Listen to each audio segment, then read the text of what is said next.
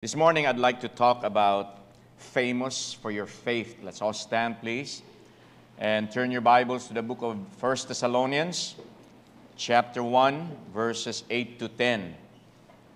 Many of us are already in Davao. Pila na ka-families ang tuat sa Davao karon nag-una na. I-pray nato sila palihog. And I believe they are worshiping in Berian and probably also in Mount Apo in Davao. So let's pray for them. No, the Manaig family, isa pa, Bordeos family, I think they're already there. Please pray for them. 1 Thessalonians chapter 1, verses 8, 9, and 10. For from you sounded out the word of the Lord, not only in Macedonia and Achaia, but also in every place, your faith to Godward, or your faith in God, is spread abroad, so that we need not to speak anything. For they themselves show of us what manner of entering in we had unto you, and how you turned to God from idols to serve the living and true God, and to wait for his Son from heaven, whom he raised from the dead, even Jesus, which delivered us from the wrath to come. Father in heaven, thank you, Lord, for your word. Thank you, Lord, that we can have faith in you because you are real, you are faithful, you are gracious, you are merciful. Salamat, Lord, nga even in our imperfections, we can serve the perfect God. Help me, help your servant as I preach to your people, and may your name be glorified. Give me wisdom, please. Give me humility, please, and strength, physical strength as well. Allow me, Lord, that I can focus my thoughts on your word today. In Jesus' name I pray. Amen. Thank you, and please be seated. In the book of Hebrews, chapter 12, please. 11. Hebrews 11, verse 1. The Bible says, now faith is the substance of things hoped for, the evidence of things not seen. If you read Hebrews 11, the whole chapter, you will see that there are verses there that start with the phrase by faith. By faith Abel, by faith Enoch, by faith Noah, by faith Abraham, what else? By faith Isaac, by faith Jacob, and by faith Joseph.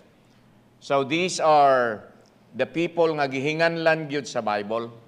And if the Bible is to be rewritten, mabutang bakaha dinha nga by faith Joni, or by faith Christoner, by faith Bebot, mabutang bakaha. And so I have to check my faith. And if we look at the verse dinhi sa nga atong gibasa, atong text sa 1 Thessalonians, you see the Thessalonian church began in the midst of great opposition. The church was small. They did not have an auditorium. They did not have Sunday school rooms. They did not have a clinic like what we have. They did not have a grand piano. They did not have an orchestra. Wala sila ingon ani nga mga seats, but they were a church. And it began in great persecution, and it was also a sorrowing church. Nga naman, they had loved ones nga namatay. And they were thinking that the Lord Jesus would come before they die, but they died. Some of them died, and so they were sorrowing. So mauna nga si Paul dinhi nagsulat sa ila to show them that the Lord is really coming. And Paul here commended ning mga taga-Thessalonians, ingon siya nga, kamo dinha, grabe ang inyong problema, grabe ang inyong trials, you are also grieving. But your faith to the Lord, your faith in God, is already very famous. That I do not need to talk about your faith anymore because everybody knows that you are strong in the faith towards the Lord. Kagrabe, no? How I wish mo ingon ang mga katawhan sa uban nga kanang taga-Bible Baptist, grabe ginang ilang faith sa Ginoo. I don't want to be famous, mga kaigsunan, for being rich because I'm not rich. I don't want to be famous for something else, but I want to be famous. I want to be known as a person of great faith in the Lord. Mao nang akong gusto nga, makaingon ang tao nga, grabe ginas Pastor Joni og faith by God's grace. And so these people in 1 Thessalonians, they are famous for their faith. Hebrews 11 verse 6, unsay giingon sa Bible, but without faith it is impossible to please Him. For he that cometh to God must believe that He is, and that He is a rewarder of them that diligently seek Him. Mga igsoon, if you want God to be a happy God in your life, you need to have faith. And as I have always said, do not allow your faith to stagnate. It must be taken to the next level. Tomorrow to the next level. Next week to the next level. Do not allow your faith to plateau. Murag sirang plaka na kung nagasulti ni ana nga balik-balik. But our faith should grow. Because our faith is not in a statue. Our faith is not in an idol. Our faith is in the God of gods. Our faith is in the King of kings and the Lord of lords. And that is why valid kaning atong faith. Niya kay valid man ato patubuon. Let us be famous, mga igsoon, for our faith. In Romans chapter 10 verse 17, the Bible says, faith cometh by hearing, and hearing by the word of God. Thank you that you're here. To those of you who are watching online, thank you that you are tuned in. Because your faith will never grow without hearing the word of God. That is what the Bible says. This is not my opinion. This is not the philosophy of somebody else. This is what the Bible says. Your faith will never grow kung dili ka mamati sa pulong sa Ginoo. Kung wala kay simba-simba, igsoon, ay kung ingna nga nitubo ang imong faith. Dili yun na mo tubo. But if you want your faith to grow, then the sheep must be here during feeding time. Because that is how our faith grows. Some people are famous for different things. Ay, guwapo, guwapa, ano? Pastor Jesalva said in Bethany, Makati, inan siya nga, kamo nga mga guwapa, pasalamat mo nga naay mga pangit. Kay dili man mo maklasify nga guwapa kung way pangit, correct? Tinuod ba ya? Nalingaw ko sa wali, kana bang, sa akong analogy pod, you cannot say that a mango is very sweet if you haven't tasted a sour mango, correct? Nga mo nga, kaaslom. Pero makatilaw kag tamis kaay mo nga, ay kalami gyud, because there is already a comparison. So kamong mga gwapa, kamong mga gwapo, pasalamat mo nga naay pangit. Kay dili gyud ko kaingon nga kini si Shane og si JB gwapo kung way pangit. Correct? Pero magjuel man gud ta nga, basta anak sa Ginoo gwapo. Basta anak sa Ginoo gwapa. Ana no? But many people are very famous for their physical beauty. Some are famous for their sin. Kanang nailadog yung makasasala yun na sa, by the way, mga igsuon. Kitang tanan makasasala, baya ta? Dili ko mo yung kini si Adrian, makasasala yun ni. And then I magnify the sin of Adrian without realizing that I also have my own sin. Walang ko mong kahibaw.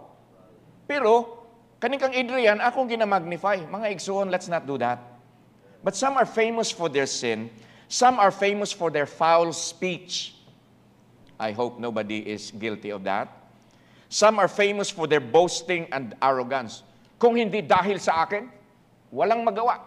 Walang mangyayari, di ba? Mga igsoon, some are famous for that. Some are famous for their laziness and procrastination. You know Juan Tamad? By the name itself. Di ba? When you think of Juan Tamad, what do you think? Tapulan, correct. Tamad, good. But some people are like that. Some are famous for their lying. Aka na si Kuan, baka ko na. May kaya na maghimo-himog istorya. Ano? Some are famous for their negativity. People who are always looking for something negative. And as I have always said, mga igsoon, do not dwell on the negativities of others. Because all of us have it. Why don't I focus on the positives of a person? Parang mag-glorify ang Ginoo. Dili ng mga negatives. Kaya nobody is perfect. But some people are like that. Some are famous for their gossip and criticism. Mga igsoon ka nang, I shared this in I think in Bulacan, nga, kana bang, the name Marites. The name Marites is a beautiful name. And the trend of the world, which we should not follow, is to use that beautiful name to sugarcoat the word chismoso or chismosa. Let's call chismoso, chismoso. Let's call chismosa, chismosa. Do not sugarcoat it with a beautiful name. We have Ma'am Marites here, and she's one of my valued staff in the academy. She's doing a great job. Nganong gamiton man nato ang ngalan sa igsuon nato sa dili maayo. But some are famous nga, kana siya chismosa gina siya, kana siya chismoso gina siya. And sometimes kana bang usahay magpahungaw ta, okay man ang pahungaw. I believe in catharsis, letting out steam. I believe in that. But mga igsoon, let us be careful. I must be careful. Kaya basing magpahungaw ko kang Brother Bong, gachismis na di ay ko. Are you following? So let's be careful. Some are famous for their doubts. When you think of Thomas in the Bible, what would be the first thing you will think? Nagduda. So we call him Doubting Thomas. So some people are famous for their doubts. But mga igsoon, let us see the story of these people who were famous for their faith. I hope we will not determine to be famous for having money or famous for something else. But I hope that myself and you will be famous, probably not in Butuan City, probably in our small circle sa atong family lang, probably among our relatives, or probably here in the church, we can be famous for our faith in the Lord. Not faith in your bank account, because it can disappear overnight. Not faith in your business, not faith in your connections, not faith in whatever, not faith in any personality, but your faith in Jesus Christ. And I hope we are going to develop that. Number one, may your faith shine when the night is darkest. I posted something like this a few days ago. I was overwhelmed with problems. I was in Manila. I go, ay Lord, these are the times when muingon ko nga, may pagwa ko nagpastor. I was talking to Tatay June ganina, ingon nga tatay, mauning mga panahon tatay nga, makaingon ko nga, anong nagpastor man ko? Ayo, ano pastor? Naamang kay problema kung wala ka nagpastor. Maulagi. But, tinuod man yun, ang giingon ni Tatay June, nga, kung wala ko nagpastor, naamang yapoy problema. But sometimes, mga igsoon, you do not understand how heavy a pastor's heart can be. How badly wounded a pastor's heart can be. And I think, pastor, nagid siguro ko, kay murag nagproblema naman ko. Yan, no? But mga igsoon, let me challenge you that your faith will shine when the night is darkest. Look at these people in Thessalonica. They had adversity, they had trouble, they were grieving, and yet their faith was shining. In fact, Paul said, I do not need to talk about you because everybody knows that your faith in the Lord is so strong. Pagkanindot nga commendation from the Apostle Paul. The shadows may come, but let your faith grow. Actually, mga igsoon, I'm also preaching to myself. I chose this message specifically for myself. And some of you here are also bleeding. And I want to talk to you from God's Word. That the night will be dark. It may be darkest sometimes. But let us rise above our situations, rise above our circumstances, and show that we have faith in God. Because you see, mga kaigsuunan, ang gusto ni Satanas, nga dili ta effective sa pagpangalagad sa Ginoo. Satan doesn't want you to be working and serving the Lord with all your heart and with all your soul. That is his goal. And for us to give in to his goal, mga igsoon, we are defeated. How many times I have reminded this church that inside you is the spirit of the greatest victor of all time. He conquered death, he conquered sin, he conquered the grave. When you have that spirit of the greatest victor, the Bible says, we are more than conquerors in Jesus Christ. So mga igsoon, the night may be dark. It is very dark for me right now. But mga kaigsuunan, let's rise above this. Let's rise above this. You know what fighter pilots do? Kani ba mga jet fighters? Kaning mga eroplano nga atong ginasakyan, probably they go up to 35,000 feet, 36,000, 37,000 feet when they fly. But you will feel turbulence. But those pilots nga, especially kaning mga fighter planes, nga kaning mga reconnaissance nga mga eroplano, they can go up to 80,000 feet above the storm. Sometimes there are storms. So, muagi din atong eroplano, mo nang uyog-uyog kayo. Katong Friday, pag-uli na mo, Friday evening, when the pilot said nga, cabin crew, prepare for arrival, so good na uyog ang eroplano. Grabe kay, bad weather ba yan? But mga igsoon, yes, we will have bad weather in our lives. But mga igsoon, let your faith shine. I like the song nagikanta ni Ana ganina, in my weakness, He is strong. Yes, all of us have weaknesses. Nobody here is completely strong. I may be a pastor, I may read my Bible every day, I may preach about faith, but believe me mga kaigsunan, I'm just like you. I also have my emotions, just like you. God gave us emotions, but mga igsoon, let us rise above our emotions and serve God. Padayon tagpangalagad sa Ginoo. Dili ta magpadaog ni Satanas. Dili ta magpadaog. Let's rise above it. To these Thessalonians, Paul wrote, I know you have had trouble, but your faith is still shining. Everywhere, people are talking about you. Pagkanindot, no? Pagkanindot nga moingon nga, kana siya ba? Grabe gina siya nga Kristohanon kay, kana karon na halos malumos na sa iyang problema, pero tanawa ra gud, no? Grabe kayong iyang pagpangalagad sa Ginoo. He is still shining. She is still shining. And that is my goal for this church. Because it's not a matter of maabtan ba tag problema or dili. Muabot gyud na. And sometimes problems are so shocking. Sometimes problems are so unbelievable, but it's there. So what do you do, igsoon? Magmukmok na lang ka din na kina ay problema? Why don't you rise up and serve the Lord? Let's forget about what people are saying. But you have your own commitment, personal commitment to God. Do your responsibility well, because that is what God wants. May your faith shine when the night is darkest. Let your faith be steadfast, in season and out of season. Don't be a seasonal Christian.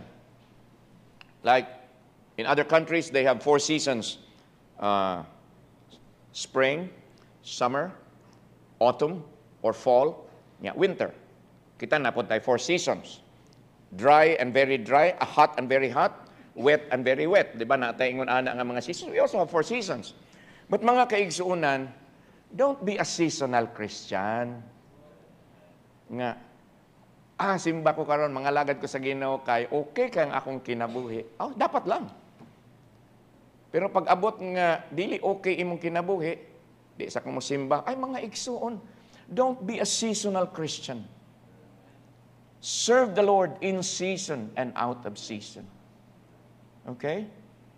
Do not stop doing things for God just because of one person, because of 2 persons, because you're angry with Pastor Joni. Mga igsuon, I'm not your God. I'm just like you. If I offended you, by all means, draw closer to the Lord, because He's the one who can heal you. You know, mga igsuon, there's a saying that time will heal. I don't believe in that. I don't believe in time will heal. I believe that faith in God and your act of your will heal. Pugsa ay mong kaugalingon.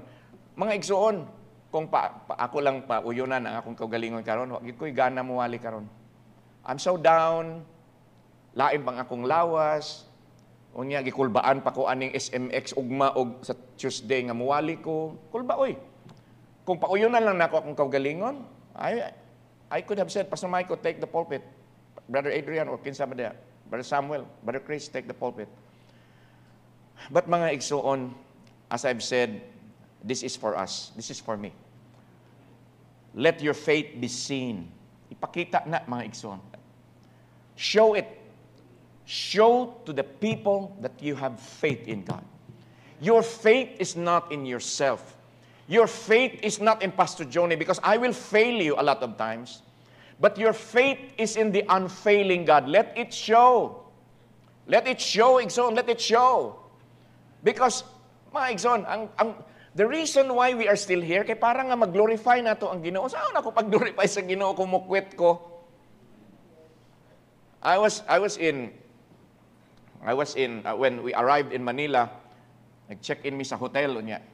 Ingnan mi sa front desk nga, sir, is this do you have a membership here? Or no, I don't have a membership here. It's our first time here because the hotels that I like are fully booked. Anyway, okay. We are upgrading you, sir, to a much bigger room. Gi-upgrade mi sa Premier Executive Suite. So pagsudam ni Russell nga, huy, naisala, na ay duha pa gyud ka banyo. Sa kanindot sa kwarto mga igsoon, sa kanindot sa hotel room. There was a time when I was alone. Ma'am Russell went to SM kay Tabuk Raman. I was alone and then I was, ko nga, should I quit or unsa ba? Ano ba?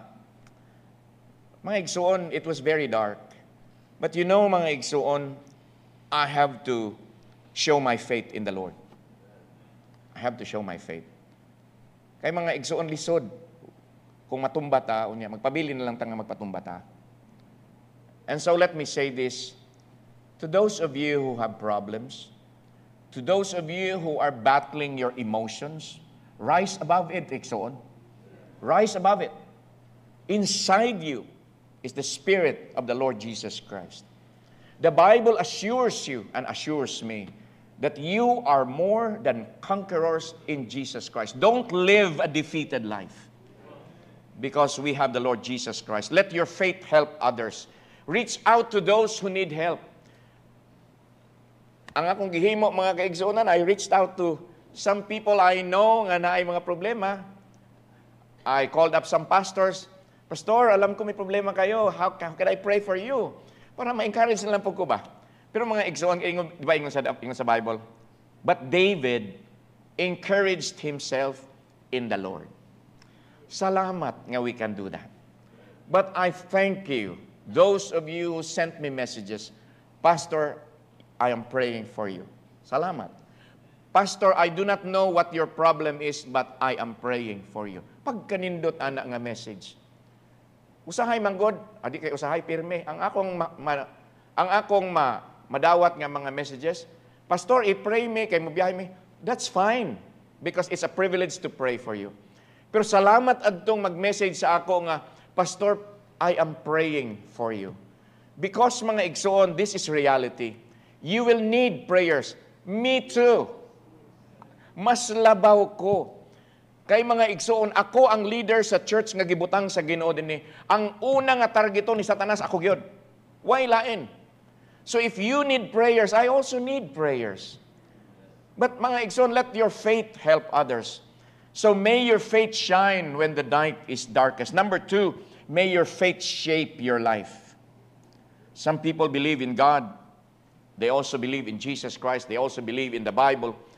Yet, remain babies in Christ. We have handsome and beautiful babies in the nursery. And we thank the Lord for them. Caleb just turned 1 year old last Saturday. So, 1 year na si Caleb. Nga daghan na siya daghan na siya mga pakulo sa buhay kanang isay paibog na niya nga na siya ngipon no. So he is cute. Riri is hapit na mag 1 year and he is cute. Mag neighbors manggod mo na nga puro cute. Anyway, cute ra ni sila karon kay 1 year old man. What about 10 years from now ing anak gihapon si Caleb? What would you think? You would say there is something wrong with this baby. Kay 10 anyos na maura gihapon ana-ana gihapon og lakaw. Ana-ana ma'am unya karon ang masulti ni Caleb kay kape amot naliwat siguro sa amahan nga kape ana. Mao unya after 10 years maura gihapon. What would you think? It's the same thing mga igsuon for a Christian who has been in church for so long and until now you're still the same. I expect that brother so-and-so and Mrs. so-and-so has already grown in the Lord because 15 years na nga Kristohanon, 20 years na nga Kristohanon. Ay, nganong hangtod karon ingon ana gyapon. There is something terribly wrong with you. Because it's abnormal. It's an abnormality that you should be, because you should be growing. The Bible is telling us to grow in grace and in the knowledge of our Lord Jesus Christ. We are told that, and that's a command. And for me to be in church for so long, for me to claim that I have been saved for so long already, and then I still act the same, my emotions are still the same, I'm so immature, mga igsuon, grow. May your faith shape your life. Let your faith shape your giving. Kwarta na sad ni. Bitaw mga igsuon. Many people give when driven to give, when forced nga. Paghatag na lagi diha, Brother Agustin, ay pa mo hatag si tatay, anak. Ikaw, Brother Chris, wag ka hatag-hatag, patag diha ba? Now, many people would give when they are forced, when they are pushed to give. Many people give when embarrassed into giving. Like mayon ko nga, kani si Brad Samuel, dato kayo, 5 pesos ray offering. Dapat Brad, 5,000 ka, ano ba? So, because you are embarrassed to give, mo give na lang ka. But din sa ato mga kaigsunan, we don't do that, right? I never say that. I would always say, give cheerfully. And let your faith shape your giving. Giving is important. Everyone should give to the Lord. Everyone should tithe. Everyone should give above the tithe. But mga kaigsuunan, let us increase in our faith promise. There are 23 new missionary units in the ABC now. And I intend, and I'm asking the Lord, give us the capacity to support all of them.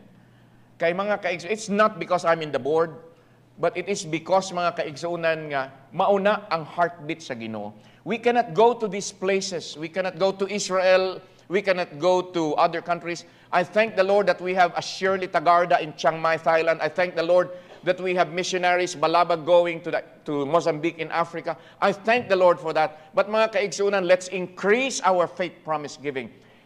Faith na siya, ha? Let your faith shape your giving. Because mga igsuon, you can never outgive God. I'll give you a very recent illustration. Dito sa Bethany, siyempre, gi-interview namo ang mga missionaries. Most of the time kami ni Pastor Oliver, kami man lagi ang mga bago, hilom rami, pero nakaamot po may ginagmay ba. But after that mga kaigsunan, I met this missionary from Vietnam, and then this missionary going to Belize. Where's that? Africa? Anyway, akong itagaan og tag 1,000. And ko nga, Brad, this is for your coffee. Oh, thank you, Pastor. Thank you, Pastor. Isa may malipay, 1,000, no? Yeah. Kani pong isa kami sa Brad, for your coffee, or pang-milk tea ng anak mo. Ay, thank you, Pastor. Thank you, Pastor. Okay. And then, nag-sit down dayon mi ni Russell. If this is Bethany, di na mi dapit ilan ni Ma'am, ilan ni Brother, saan ni? Ma'am Yoni, ilan ni Ma'am Yoni, tanawa. Utok na. Anyway, I was sitting down, ana ako sa tunga, Ma'am Russell, napag-tulo ka missionaries.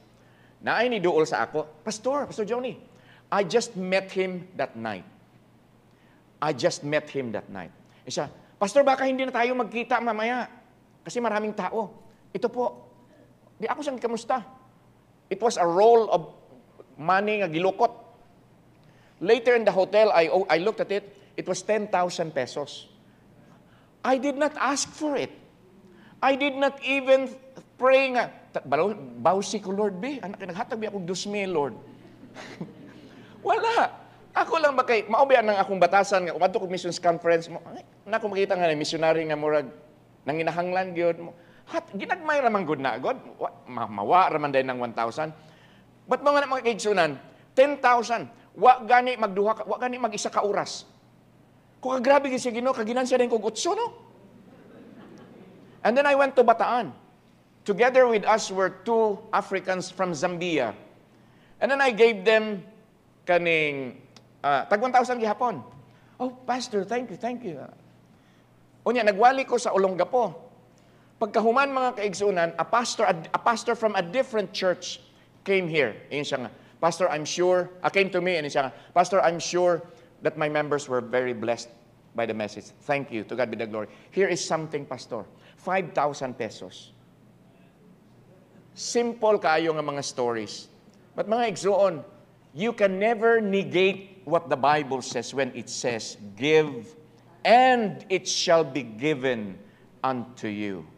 My father used to say, if you give God 1 spoon, He's going to give you isa ka pala, 1 spade. Mao na mga igsuon. Wa mo siguro ka-experience ni Ana, kaya wa mo good mo ga-dare. Try it. Try the Lord. Try the Lord and experience the truth of what the Bible says. I am not asking you to give me something. No, mga kaigsuunan.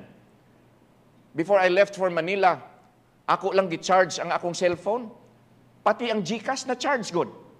Yeah. Nada yung 3,000, Pastor, for your coffee. Kinsa may di ganahan, anak. So, sige na pag-charge. Wa naman. But, mga igsuon ka na bang, I want to challenge you nga, dili lagi nimo, you cannot outgive God. So, let your faith shape your giving. Let your faith direct your separation from the world.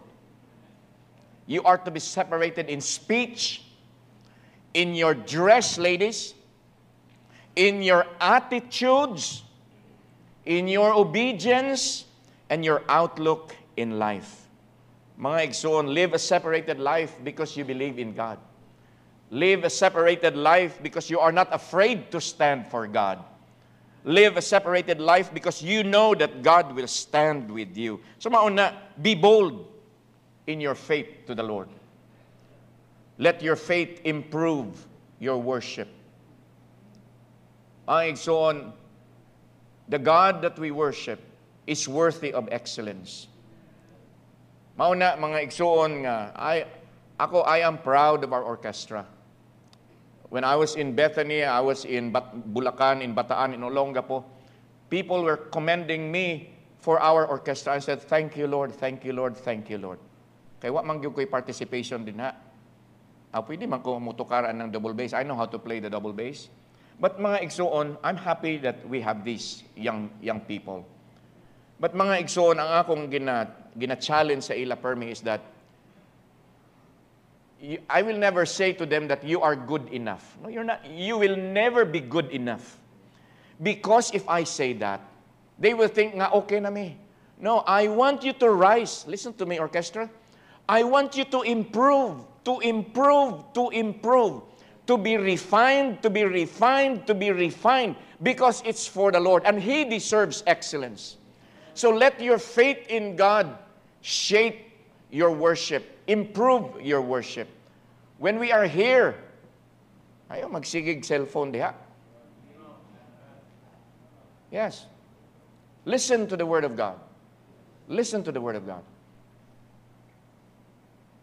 If you really have faith in God, then you are going to listen attentively to His Word. Not because I'm the one speaking, but because it is the Word of God.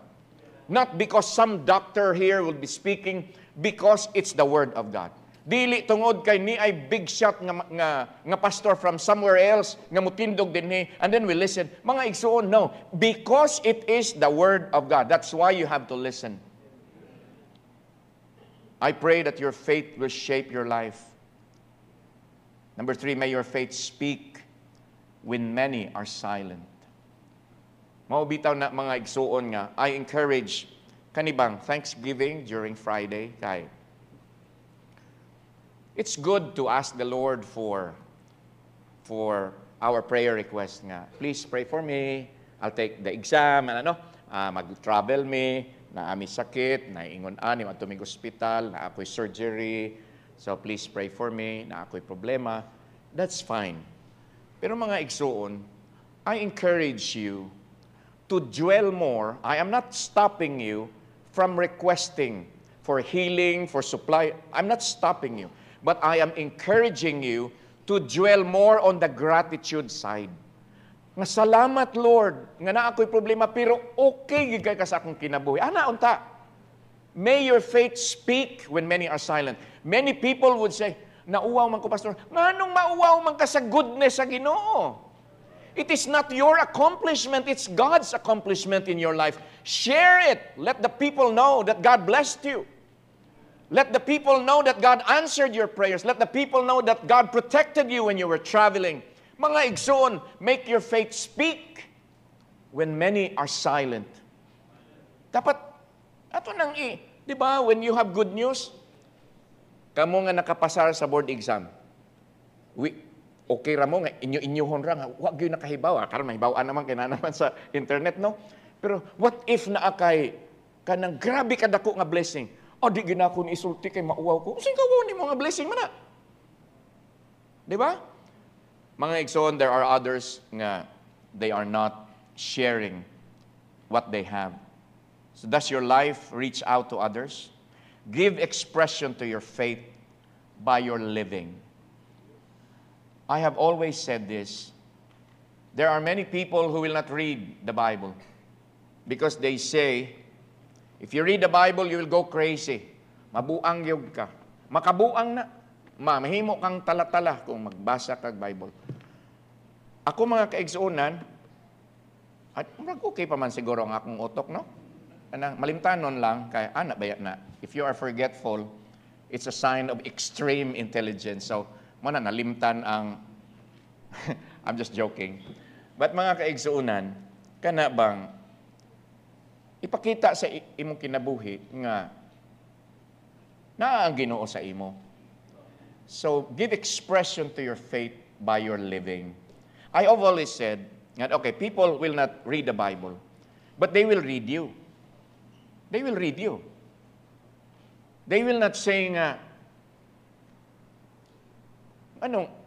Katoliko man lagi na siya, pero di man maayong batasan.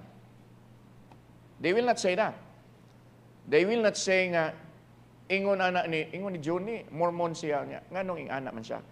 Name any religion, you will not hear a comment like that. But you will hear this.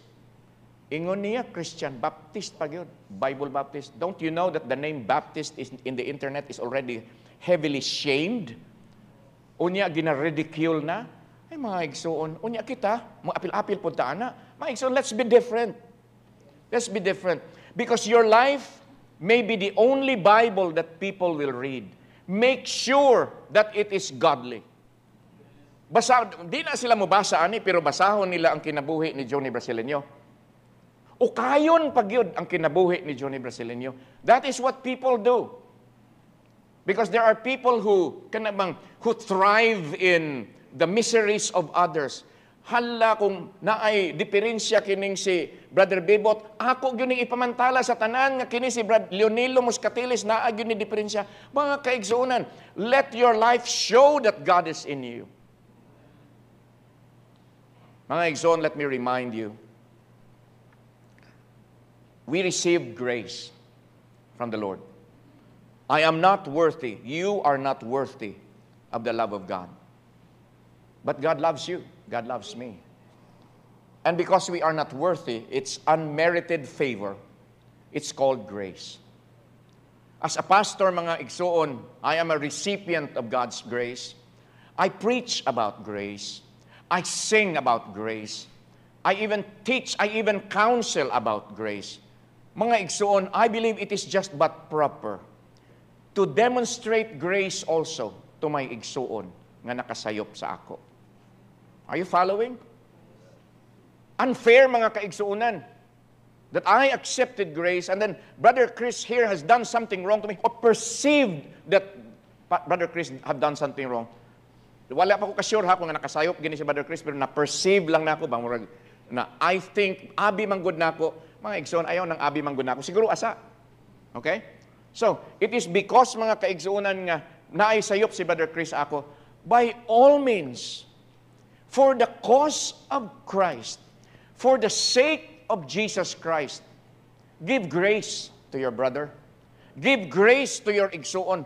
Kinsa man ko mga who am I not to demonstrate grace when I am just a recipient of God's grace?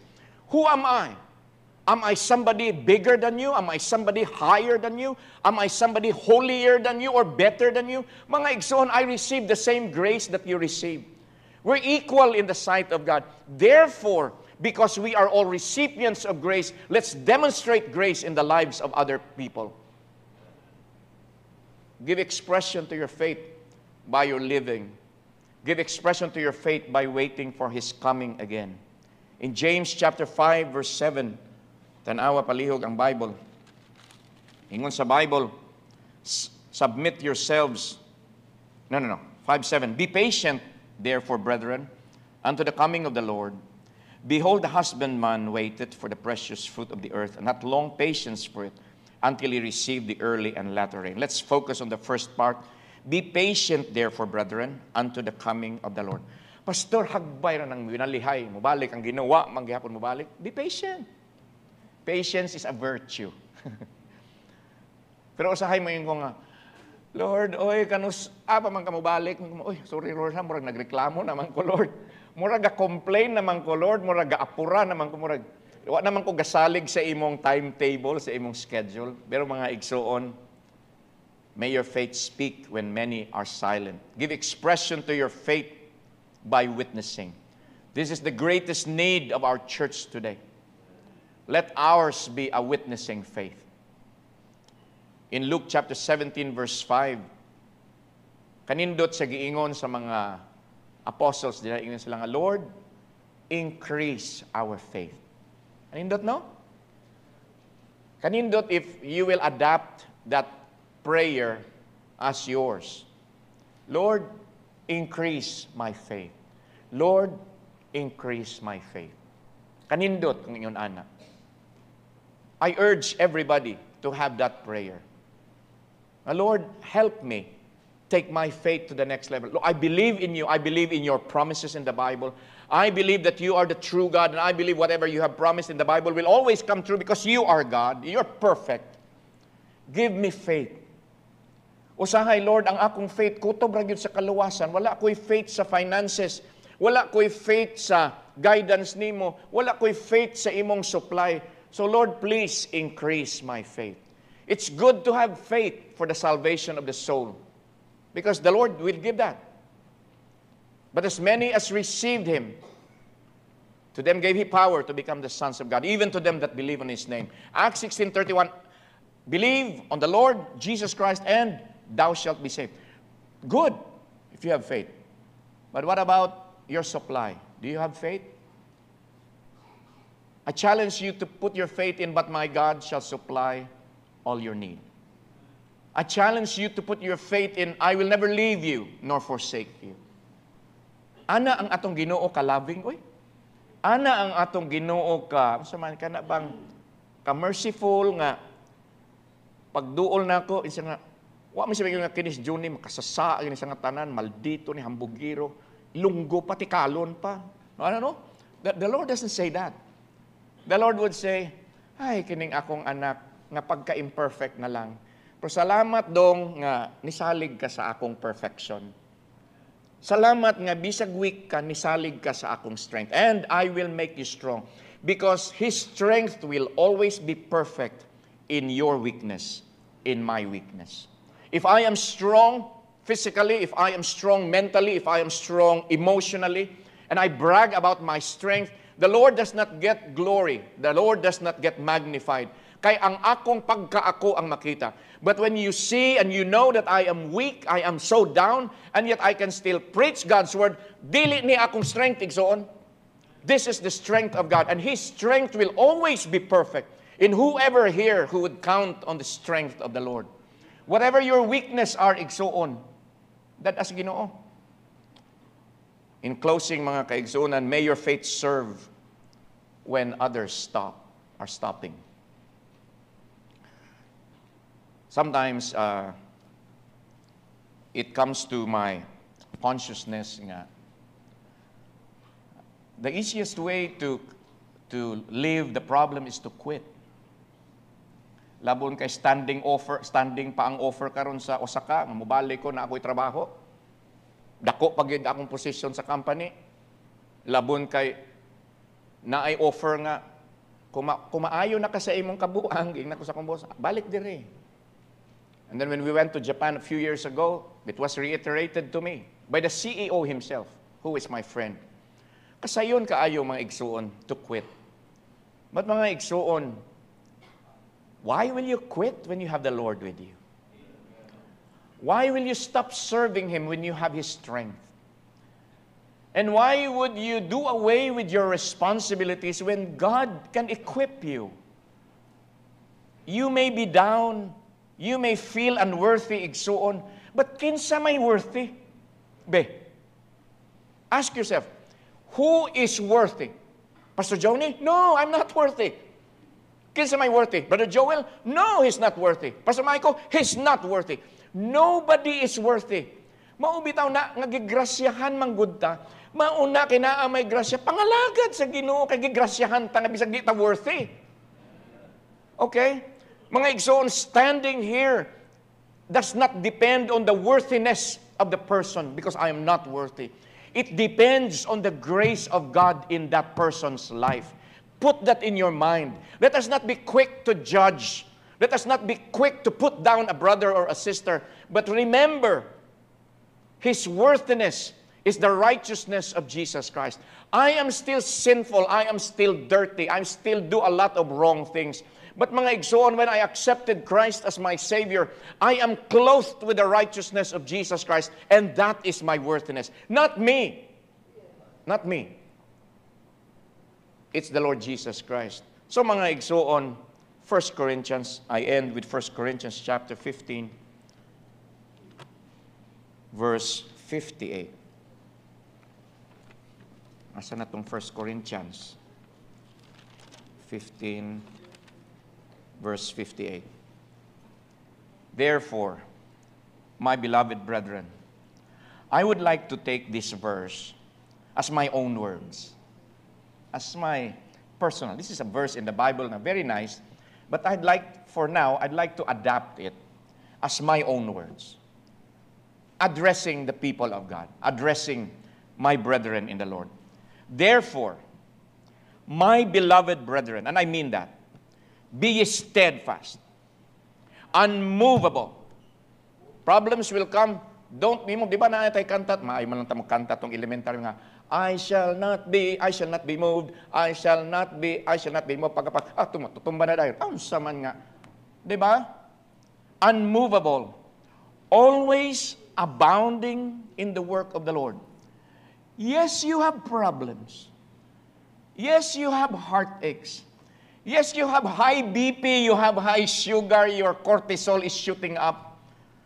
But always abounding in the work of the Lord, for as much as ye know that your labor, what you do, choir, orchestra, ministry leaders, in the deaf, in the Sunday school, in the adults department, the youth department, in the career, in the nursery, the ushers, the blessed ministry, the Good Shepherd Christian Academy, whatever, your labor is not in vain in the Lord.